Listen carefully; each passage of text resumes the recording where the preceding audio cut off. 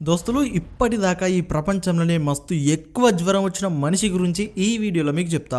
అట్లనే ఒక దేశంలో దయ్యాల కోసమే స్పెషల్గా 15 రోజులు గ్రాండ్గా దావతును చేస్తారు. అంటే మన దగ్గర దసరా దీపావళి చేసినట్టే వాళ్ళు గ్రాండ్గా దయ్యాల కోసమే స్పెషల్గా పండగ చేస్తారు. ఇంకా ఒక ఆమె మనిషిని కాకుండా ఒక బొమ్మను పెళ్లి చేసుకుంది. ఇంకో షాకింగ్ ముచ్చట ఏంటంటే ఆ బొమ్మకు ఆమెకు ఒక బిడ్డ కూడా పుట్టింది. ఏం మాట్లాడుతున్నావురా? నరాలు కట్ అయిపోయింది. ఇవే కాదు ఇంకా ఇట్లాంటి మస్తు ఇంట్రెస్టింగ్ ఫ్యాక్ట్స్ ఈ వీడియోలో ఉంటాయి. మీరు మాత్రం వీడియోని స్కిప్ చేయకుండా లాస్ట్ దాకా మొత్తం చూస్తే మస్తు ఎంటర్టైన్మెంట్ ఫీల్ అవుతారు. ఇంకా చూసుకోండి మరి. దోస్తులు, మనం చిన్నగున్నప్పుడు స్కూల్కు డుమ్మా కొడితే టీచర్ ఎందుకు రాలేవని అడిగితే మనందరికీ ఫస్ట్ గుర్తుకొచ్చే రీజన్ జ్వరం వచ్చింది సార్ అందుకే రాలే అని అబద్ధం చెప్తుండే కదా. అందరికీ గుర్తొచ్చిందా? ఎంత పెద్ద టాపర్ అయినా సరే కానీ చిన్నప్పుడు ఒక్కసారన్నా గిట్లా చేసే ఉంటారు. ఇప్పుడు ఇదెందుకు గుర్తు చేస్తున్నా అనుకుంటున్నారా? అసలు మీకు నార్మల్గా ఒక మనిషి ఎన్ని డిగ్రీల జ్వరాన్ని తట్టుకోగలుగుతాడో తెలుసా? అది ఎంతంటే మ్యాక్సిమం 108 డిగ్రీల టెంపరేచర్ దాకా మనిషి తట్టుకోగలుగుతాడు. అంతకంటే ఎక్కువైతే ఖతం. మనకు 103, 104 డిగ్రీల జ్వరం వస్తేనే కింద మీద అవుతాం, ఉంటామా పోతామా అనిపిస్తుంది. నార్మల్గా అయితే హ్యూమన్ బాడీ టెంపరేచర్ 98 నుంచి 100 డిగ్రీల మధ్యలో ఉంటుంది. అట్లా ఉంటే హెల్తీగా ఉన్నట్టు. అట్లాంటిది 10th జూలై 1980 అట్లాంటాలో ఉండే విల్లీ జోన్స్ అనే 52 ఏళ్ళ ఆయనకు వడదెబ్బ గట్టిగా తగిలింది. అప్పుడు ఆయనకు రికార్డు లెవెల్ జ్వరం వచ్చింది. ఎంత అంటే 115 డిగ్రీల ఫారెన్ హీట్ జ్వరం వచ్చింది. ఇంత జ్వరం వస్తే ఎవరన్నా బతుకుతారా? ఖచ్చితంగా చచ్చిపోయి ఉంటాడని మీరు అనుకోవచ్చు. కానీ జోన్స్ 24 రోజులు హాస్పిటల్లో డెత్తోని ఫైటింగ్ చేసి మరీ ఆఖరికి గెలిచిండు. ఇప్పటిదాకా ఇంత ఎక్కువ జ్వరం ప్రపంచంలో ఎవ్వరికి రాలేదు. అందుకని విల్లీ జోన్స్కు వరల్డ్ రికార్డును కూడా ఇచ్చిర్రు. మీకు కూడా ఖచ్చితంగా ఎప్పుడో ఒకసారి జ్వరం వచ్చే ఉంటుంది కదా. మీకు హైయెస్ట్ ఎన్ని డిగ్రీల జ్వరం వచ్చిందో కింద కామెంట్ బాక్స్లో ఖచ్చితంగా కామెంట్ చేయండి. మన దగ్గర సంక్రాంతి, దసరా, దీపావళి పండుగలు ఉన్నట్టే ప్రతి దేశంలో మస్తు రకాల పండుగలు ఉంటాయి.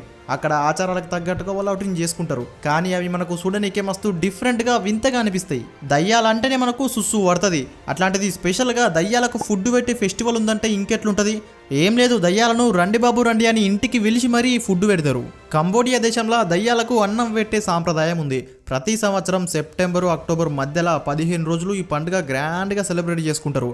వాళ్ళందరూ ఏమని నమ్ముతారంటే ఓన్లీ ఆ 15 రోజులు మాత్రమే నరకం డోర్లు ఓపెన్ అయ్యి మస్తు ఆకలితోనున్న దుష్టశక్తులు దయ్యాలు బయటికి వస్తాయని. అందుకని ఆకలితోనున్న దయ్యాలకు మంచిగా ఫుడ్ పెట్టి శాంతింపజేస్తారు. ప్రతి ఫ్యామిలీ వాళ్ళ లాస్ట్ 7 పూర్వీకులను తలుచుకొని ఇట్లా ఫుడ్ను పెడతారు. ఈ పండుగను చుమ్ బెన్ ఫెస్టివల్ అంటారు. ఈ ఆచారాన్ని కంబోడియాలో 9వ శతాబ్దం నుంచి పాటిస్తున్నారు. దోస్తులు, అంతేకాదు నరకం నుంచి బయటకు వచ్చిన దయ్యాలకు సూర్యుడు అంటే మస్తు భయం అంట. అందుకని ప్రజలందరూ కూడా 15 రోజుల దాకా సూర్యుడు బయటికి రాకముందే వండి పెడతారు. ఇంకా నరకం నుంచి మొత్తం 4 రకాల దయ్యాలు బయటికి వస్తాయని అంటారు. కొన్ని దయ్యాలు రక్తం మాంసం మాత్రమే తింటే అని వాళ్ళు చెప్తుంటారు. అంతేకాదు ఇంకొన్ని ప్యూర్ వెజిటేరియన్ దయ్యాలు కూడా ఉంటాయంట. వాటికి మెనూ సపరేట్గా ఉంటుంది మొత్తం. నిజంగా దయ్యాలైతే వాళ్ళకు కనిపించాయి కానీ అది వాళ్ళ నమ్మకం మాత్రమే. ఏది ఏమన్నా కానీ అందరి ఆచారాలను మనము రెస్పెక్ట్ చేయాలంతే. మన పెద్దోళ్ళు చెప్తుంటారు కదా, ఒక 6 నెలలు ఎవరితోనైనా ఫ్రెండ్షిప్ చేస్తే మన అలవాట్లు వాళ్ళకు, వాళ్ళ అలవాట్లు మనకు వస్తాయి అంటారు కదా.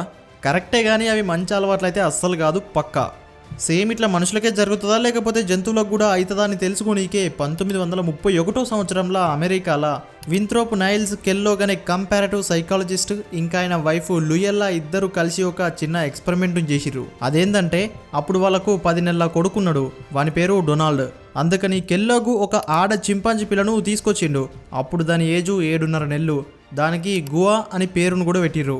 10 నెలల మన డొనాల్డ్ గారిని ఇంకా 7.5 నెలల గువాను ఒకటే దగ్గర సేమ్ మన మనుషుల లెక్క అన్న చెల్లెల లెక్క పెంచితే ఏమవుతుందో సైకలాజికల్గా అబ్జర్వ్ చేయాలనుకున్నారు.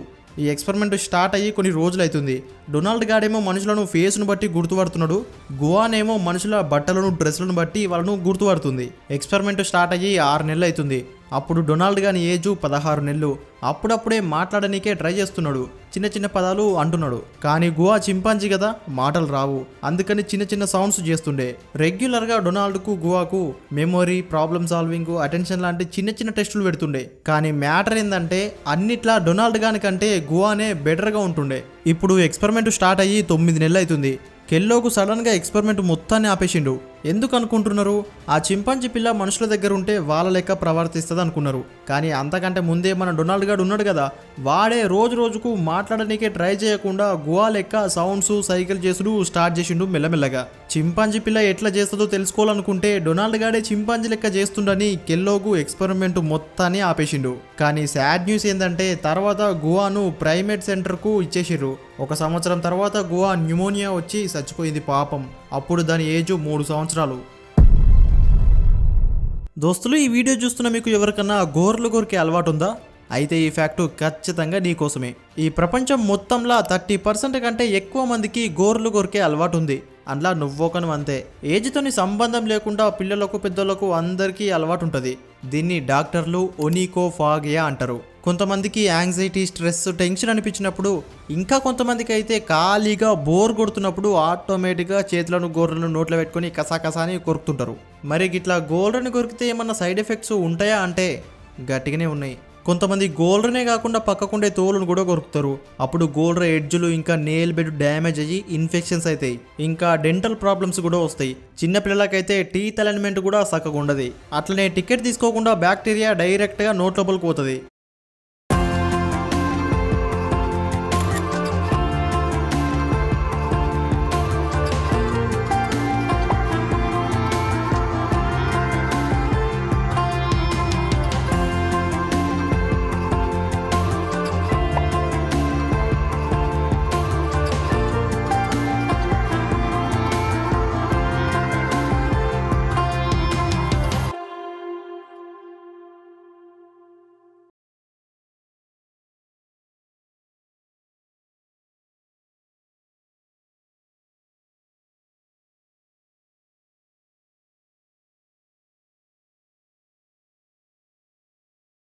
ఇంకా ఇట్లాంటి మస్తు ప్రాబ్లమ్స్ వస్తాయి. సరే, మరి ఈ అలవాటు నుంచి బయటపడాలంటే ఏం చేయాలంటే ఒక బెస్ట్ సొల్యూషన్ ఉంది. అది ఇప్పుడు మీకు చెప్తా. అదేంటంటే గోర్లు పెద్దగా పెరగకుండా రెగ్యులర్గా కట్ చేసుకోవాలి. డాక్టర్లు కూడా 100% దీన్నే సజెస్ట్ చేస్తున్నారు. లేకపోతే కెమికల్స్ అవన్నీ వాడాల్సి వస్తుంది. మరి మీ ఇష్టం.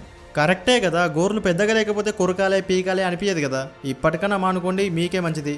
మరి ఆ 30% మందిలో మీరు ఉన్నారో లేరో కామెంట్ చేస్తే నాకు కూడా తెలుస్తుంది, ఇంకా మన దోస్తులందరికీ కూడా తెలుస్తుంది. కొంతమందికి అదృష్టం ఎప్పుడు ఏ రూట్లో వచ్చి షేక్ హ్యాండ్ ఇస్తుందో అస్సలు తెలియదు. అప్పుడే దాన్ని గట్టిగా పట్టుకుంటే రిచ్ అయిపోవచ్చు. ఎందుకంటే 2023లా కెనడాలో ఉండే 18 ఏళ్ల జూలియట్ లామోర్, ఆమె తాత చెప్పిన ఒక చిన్న ఐడియాతోని రాత్రికి రాత్రే మిలియనీర్ అయిపోయింది. అంత అదిరిపోయే ఐడియా వాళ్ళ తాత ఏమిచ్చిండంటే 2022 ఎండింగ్లా జూలియట్ మైల్ స్టోన్ బర్త్డే, అదే 18వ పుట్టినరోజు అయింది. అప్పుడు జూలియట్ తాత మనవరాలకు, జూలీ ఇప్పుడు నువ్వు స్వతంత్ర పౌరురాలు అయిపోయినావు, ఎంజాయ్ పండుగ అని చెప్పి ఒక లాటరీ టికెట్ కొనుక్కో, పైసలు వచ్చినా రాకుండా మస్తు ఫన్గా ఉంటుందన్నాడు. జూలియట్ తాత మాట అయిని ఒక లాటరీ టికెట్ కొనుక్కుంది. ఇంకా దాన్ని మర్చిపోయి రోజు కాలేజు పార్ట్ టైం జాబ్ చేసుకుంటుంది. 2023 జనవరి 7th రోజు జూలియట్ పార్ట్ టైం జాబ్లో ఉన్నప్పుడు విన్నర్ అయిన లాటరీ నంబరు టీవీలో వస్తుంది. దాన్ని చూసి జూలియట్ షాక్ అయిపోయింది. నిజంగానే మన జూలీ లాటరీ గెలిచింది. తాత చెప్పినందుకు లైఫ్లో ఉన్న ఫస్ట్ టికెట్కే లాటరీ వచ్చింది. ప్రైజ్ మనీ ఎంతనో తెలుసా? 48 కెనేడియన్ మిలియన్ డాలర్స్, అంటే మన పైసలల్లా అచ్చరాల 290 కోట్లు. జూలియట్ను మీడియా ఇంటర్వ్యూ చేసినప్పుడు నాకు అసలు ఇంట్రెస్ట్ లేకుండే, మా తాత చెప్పినందుకే ఆ లాటరీ టికెట్ కొన్నా అన్నది. జూలియట్ డాడీ ఫైనాన్షియల్ ప్లానర్, ఆ పైసలు మొత్తం కూడా ఫ్యూచర్ కోసం ఇన్వెస్ట్ చేస్తా అన్నది. కెనడా మొత్తంలోనే అతి తక్కువ వయసులో పెద్ద లాటరీ గెలిచిన రికార్డు కూడా ఇదే. ఇప్పుడు మీరే చెప్పండి, జూలియట్ తాతకు దండేసి దండం పెట్టినా తక్కువనే కదా. మన తాతలో ఉంటారు, పనులు చెప్తారు కానీ పైసలు వచ్చే ఇట్లాంటి మంచి మంచి ఐడియాలు మాత్రం అస్సలు ఇయ్యరు. ఫ్రెండ్స్, ఇప్పుడు మీకు హిస్టరీలోనే అతిపెద్ద గుర్రం గురించి చెప్తా. అంటే ఇప్పటిదాకా ఈ భూమి మీద మనుషులకు కనిపించిన పెద్ద గుర్రం గురించి. అది 1850sలో ఇంగ్లాండ్లో బెడ్ఫోర్డ్ అనే ప్లేస్లో ఉంటుండే. ఆ గుర్రం పేరు శాంసన్, ఇంకా దాన్ని మమ్మోత్ అని కూడా పిలుస్తుండే. దీని హైటు 219 సెంటీమీటర్లు, ఎస్టిమేటెడ్ వెయిట్ ఏమో 1524 కిలోలు. అంటే మీరే అర్థం చేసుకోర్రి, ఒక 2-3 గుర్రాలు కలిపితే ఇంత బరువు ఉంటుంది. ఈ ప్రపంచంలోనే అతిపెద్ద గుర్రం అని కూడా దీనికి రికార్డు ఉంది. లాస్ట్ 170 సంవత్సరాల నుంచి శాంసన్ కంటే పెద్ద గుర్రం ఈ భూమి మీద ఇప్పటిదాకా కనిపించలేదు. లవ్ అనగానే మనందరికీ ఫస్ట్ గుర్తుకొచ్చేది ఏంటిది? లవ్ సింబలే కదా. లవ్ సింబల్ని యూజ్ చేసుకొని అందరు కూడా వాట్సాప్లో దీంట్లో చాటింగ్ చేసుకుంటారు కదా. మీరు కూడా ఖచ్చితంగా ఎవరికో ఒకరికైతే లవ్ సింబల్ చాటింగ్లో పంపించే ఉంటారు కదా. ఇప్పుడు ఫ్యాక్ట్ ఏంటంటే అసలు లవ్కు సింబల్ లెక్క ఆ హార్ట్ సింబల్ని ఎందుకు వాడుతురు, ఎప్పటి నుంచి వాడుతురు అనేది ఇప్పుడు మీకు చెప్పాలనుకుంటున్నా సింపుల్గా. ఈ రెడ్ హార్ట్ సింబల్ను లవ్కు సింబల్ లెక్క వాడుడు స్టార్ట్ చేసింది 1250 సంవత్సరం నుంచి అని చరిత్ర చెప్తుంది. అంటే ఇప్పటికీ కొన్ని వందల సంవత్సరాల కిందటనే లవ్ సింబల్ని ప్రేమకు చిహ్నంగా వాడిర్రు. 1250 సంవత్సరంకు ముందు ఫ్రెంచ్, జపాన్ మన దేశంలో ఈ సింబల్ ఉంది కదా ఇప్పుడు లవ్ సింబల్, దాన్ని చెట్ల ఆకులను సూచించనీకే వాడుతుండే అంట. అంటే చెట్ల ఆకులు కూడా ఆల్మోస్ట్ కొన్ని లవ్ సింబల్ లెక్క ఉంటాయి కదా, అందుకని దాన్ని వాడుతుండే. దోస్తులు ఈ వీడియో మొత్తానికి ఇదే హైలైట్ ఫ్యాక్ట్. మనం చిన్నగా ఉన్నప్పటి నుంచి చూస్తూనే ఉన్నాం కదా, కొన్ని ప్లేసెస్లో బొమ్మలకు స్పెషల్గా పెళ్లిళ్ళు చేస్తారు. ఇక రీసెంట్ టైంలో అయితే కుక్కలతోని, నక్కలతోని, చెట్లతోని కూడా ఆఖరికి కొంతమంది పెళ్లి చేసుకున్నారు. అంటే మీకు తెలుసు కదా ఈఫిల్ టవర్ను కొంతమంది పెళ్లి చేసుకున్నారని కూడా మనము లాస్ట్ వీడియోలో ఒకసారి ఒక ఫ్యాక్ట్ చేసినాం. కానీ 2022లో బ్రెజిల్లో ఉండే మేరీవోన్ రోచా మోరిస్ అనే 37 ఏళ్ల మహిళ ఒక బొమ్మని పెళ్లి చేసుకుంది. అంటే ఈ న్యూస్ తెలిసిన తర్వాత మస్తు మంది షాక్ కాకపోవచ్చు, కానీ ఆమె ఆ బొమ్మతోని ఒక బిడ్డను కూడా కన్నది. ఇది అసలు పాయింట్ అన్నట్టు. అసలు బిడ్డ ఎట్లా పుట్టింది అనేది మస్తు మందికి షాకింగ్ పాయింట్, కానీ అది నిజమే. దాని ఒక పెద్ద లాజిక్ ఉన్నది, ఇప్పుడు మీకు చెప్తా. మోరెస్ ఆంటీకి ఆమె చిన్నప్పుడు ఆమెతోని డాన్స్ చేయడానికి ఎవరు లేకుండే, అందుకని ఏడ్చుకుంటే వాళ్ళ అమ్మకు డాన్స్ పార్ట్నర్ లేరని చెప్తే ఆమె ఏం చేసిందంటే సొంతంగా ఒక బొమ్మను తయారు చేసి మోరెస్కి ఇచ్చింది. ఇంకేముంది, మోరెస్ ఆ బొమ్మకు మార్సెల్లో మోరెస్ అనే పేరు పెట్టింది. దాంతోనే లవ్ లో కూడా పడ్డది. ఇంకా మస్తు సంవత్సరాల నుంచి ఆ బొమ్మతోనే ఉన్నది కదా, అందుకని మనుషుల మీద విరక్తి వచ్చిందో ఏమొచ్చిందో తెలియదు, కానీ ఆ బొమ్మనే భాగస్వామిని చేసుకుందామని గట్టిగా ఫిక్స్ అయిపోయింది. 2022లో ఆ బొమ్మనే గ్రాండ్ గా పెళ్లి కూడా చేసుకుంది. అసలు మ్యాటర్ ఏంటంటే 2023లో ఈ వింతైన జంటకు హాస్పిటల్లో ఒక బిడ్డ కూడా పుట్టింది. ఈడనే అసలు ట్విస్ట్ ఏంటంటే ఆ బిడ్డే మనిషి బిడ్డ కాదు, అంటే ఒక బొమ్మ బిడ్డే. నిజంగా మనిషి పిల్లగాడు కాదు, చిన్న బొమ్మను తీసుకొచ్చి మోరిస్ అదే నా కొడుకు అని చెప్పి గట్టిగా ప్రకటించుకుంది. మోరిస్ ఆమె బొమ్మ కొడుకుకు మార్సిలిన్హో అనే పేరును కూడా పెట్టింది. అంటే మ్యాటర్ ఇప్పటికే అయిపోలేదు. ఇంకొక షాకింగ్ ఫ్యాక్ట్ ఏంటంటే మోరిస్కు కొడుకు పుట్టిండు కదా, వాడు ఆడుకోనికనంట ఎవ్వరు లేరంట, వానికి మస్తు బోర్ కొడుతుందంట ఆ బొమ్మగానికి. అందుకని మోరిసు చెల్లెల్ని ఇద్దామని ఫిక్స్ అయిపోయింది. ఇంకొక ఆడబిడ్డకు జన్మనిచ్చింది, దాని పేరు మార్సిల్లా. ఇది కూడా మనిషి పిల్ల కాదు, ఇది గిట ఒక బొమ్మనే. ఇక ఒక్కొక్కరు పిచ్చి ఒక్కొక్కరు ఎక్కువ ఉంటుంది, మనం ఏం చేస్తాం చెప్పండి. ఈ వీడియోకి అయితే ఇంతే. వీడియో మంచిగా అనిపించింది అనుకుంటున్నా. ఖచ్చితంగా మీకు నచ్చితే మాత్రం ఏం చేయాలో తెలుసు, అదే చేసేరి. నెక్స్ట్ ఇంకొక ఇంట్రెస్టింగ్ వీడియోలో మళ్ళా కలుద్దాం. అప్పటిదాకా ta ta, bye bye, see you.